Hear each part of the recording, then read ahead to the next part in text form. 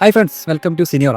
അപ്പോൾ കാന്താര 2 കണ്ടിട്ട് തിയേറ്ററിൽ നിന്ന് വരുന്ന വരവാണ്. അപ്പോൾ ആ ഒരു ഒപ്പീനിയൻ കയ്യോടെ ഇങ്ങോട്ട് ഷെയർ ചെയ്യുക വെച്ചിട്ടാണ്. അതിന് മുമ്പേ കാന്താര 1നെ പറ്റി പറയാനാണെങ്കിൽ തിയേറ്ററിൽ നിന്ന് ഒരു മാസീവ് സീൻ കണ്ടിട്ട് ആൾക്കാരൊന്ന് കയ്യടിക്കാണ്ട് ഇങ്ങനെ ഞെട്ടിത്തരിച്ചിരിക്കുന്ന ഒരു കാഴ്ച ഞാൻ കണ്ടിട്ടുണ്ട്.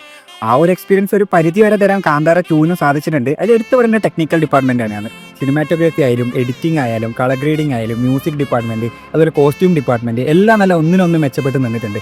അതുപോലെ പെർഫോമൻസിൻ്റെ കാര്യം പറയാനാണെങ്കിൽ ഋഷഭ് ഷെട്ടി ഫസ്റ്റ് പാട്ടിൽ എങ്ങനെ പെർഫോം ചെയ്തോ അതേ കോൺസിസ്റ്റൻസിയോട് കൂടി തന്നെ ഈ പാട്ടിലും അദ്ദേഹത്തിൻ്റെ പെർഫോമൻസ് ഡെലിവർ ചെയ്തിട്ടുണ്ട്. പിന്നെ ഓരോ കാലഘട്ടത്തിലും ദൈവം ഓരോ ഭൂതഗണങ്ങളെ അയക്കുന്നതാണ് പറഞ്ഞിട്ടില്ലേ മനുഷ്യരെ സംരക്ഷിക്കാൻ വേണ്ടിയിട്ട്. അപ്പോൾ ഈ പാട്ടിലെ ഭൂതഗണത്തിനെ കണ്ടിട്ട് ഞാൻ തിയേറ്റർ നല്ല രീതിയിൽ എക്സൈറ്റ്മെൻറ്റ് ഉണ്ടായിരുന്നു. നിങ്ങൾക്ക് ആ എക്സൈറ്റ്മെൻറ്റ് കിട്ടുന്ന തന്നെയാണ് എൻ്റെ പ്രതീക്ഷ.